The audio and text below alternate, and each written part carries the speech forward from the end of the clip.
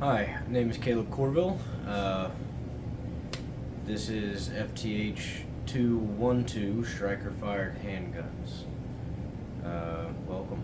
This is my Glock 19. First things first, what I'm going to go ahead and do is make sure that it's clear. We're pointed in a safe direction. Gonna give it a little bit of a price check there. Gonna open it up. Physically inspect the chamber. Nothing's in there. I did fire it today. So I'm going to go ahead and remove this cap.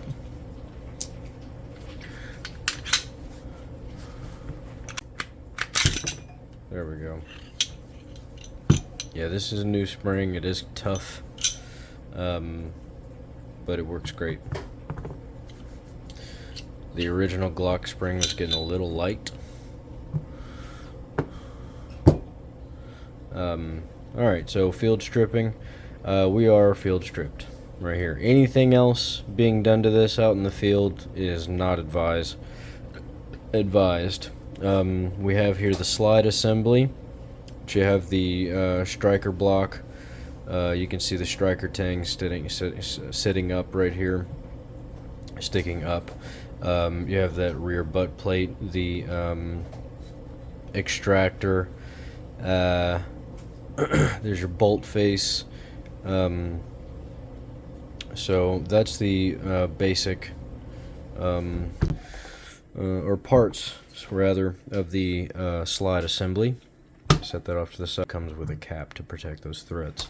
This is the recoil spring assembly.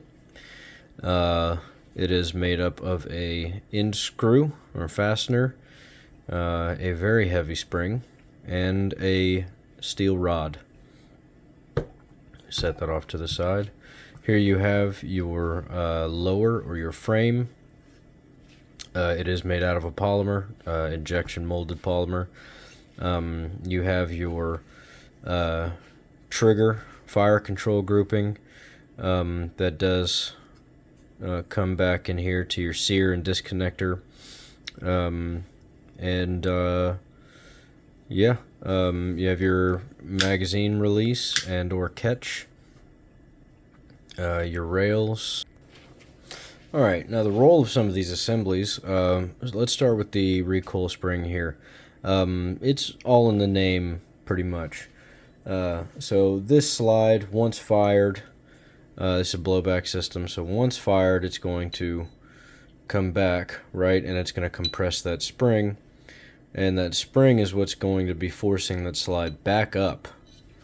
Okay, and it's going to be taking another round with it and pushing it into the chamber, which is right here. Well, into the feed ramp and then up into the chamber.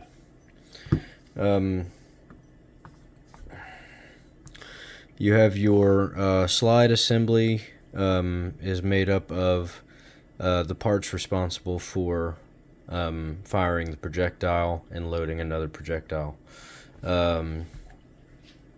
They go hand in hand with these back here. So your striker tang will fit right here onto the back end of the sear.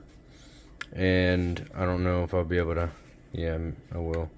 So as you can see, looking towards the rear portion of the firearm, the sear will move forward and back. While moving it back is that motion.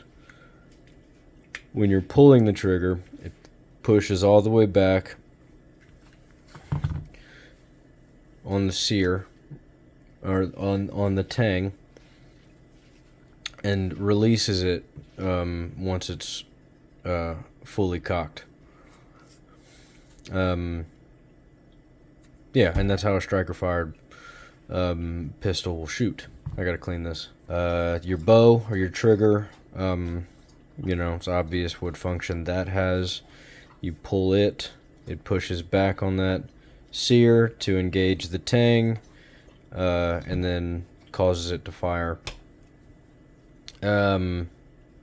Your magazine catch will catch the slide catch will catch the slide once it's empty, and you can also push down on it once it's locked back to the rear, push down on it, and it'll go into battery. It'll bring another round into battery, or it'll just close the slide so that you can either holster it or store it safely. Your other assemblies in here, your magazine catch.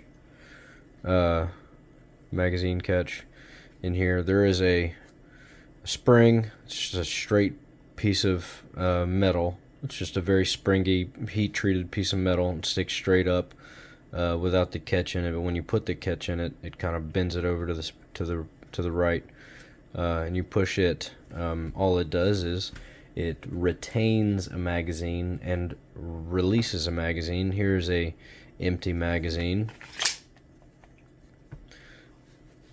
Bam. Alright, demonstration complete. Alright. There's a couple of things that I would look at. Whatever would draw my attention to the firearm was having malfunctions. Say if it was an extraction issue, then I would definitely go straight to the extractor. I would pull off this back end right here. I would pull out the extraction assembly, which would be that plunger and spring, and then a cap on the spring.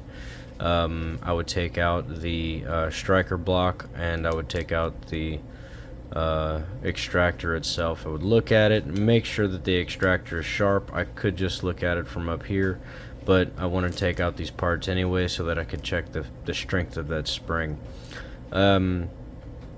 If the firearm were failing to feed, then my attention would come straight over to the recoil spring, and if not the recoil spring, then I would check to make sure that this isn't getting super dull.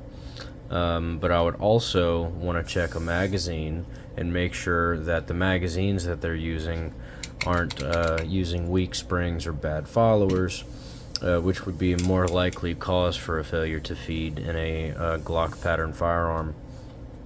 That, and I would also look at the magazine catch to make sure that a magazine was seating at the right height in the lower, the frame of the firearm, to make sure that the feeding process could happen unhindered. I would also check the feed ramp, make sure that it is nice and clean and not super rough. Make sure that it is at the right angle, and allowing physics to do its job. If there were a failure to fire, I would check on the striker, I would check on the springs, the striker assembly, I would check the spring. I would also check the tang contact to the sear, and make sure that everything is doing its job. Checking the sear and disconnector individually. That one, it did its job. The spring is springing. So there you go. That's what would draw my attention the most. Alright, go gauge, no go gauge. We're going to headspace check. First things first, that firearm is clear. Visual check, physical check. Alright, we're good to go. This, we are going to start with the no-go gauge. Okay? And I'm going to drop this into the chamber manually. And let's hope it does not go into battery. And here we are, we're not in battery. Still not in battery. Still not in battery. Okay. Alright. So, no-go gauge worked properly. Let's see what happens with the go gauge. This one, we need to make sure that it does go into battery.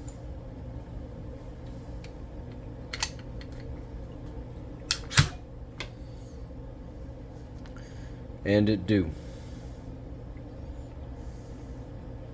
The fact that it's closed is evidence enough that the go gauge is working. This firearm headspace is a go.